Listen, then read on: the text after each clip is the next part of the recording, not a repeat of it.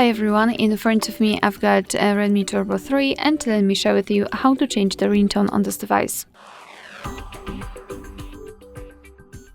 So let's start with opening the settings, and here we have to scroll and find sound and touch. Let's tap.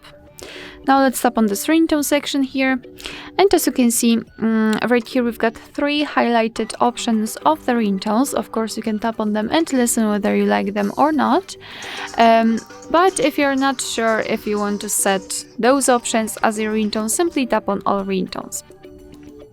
Let's enter it. And here we've got more options to choose from. We can choose something from online ringtone, local ringtone, or none, which means that after choosing this none option, your device will not use any kind of sound to notify about the incoming call.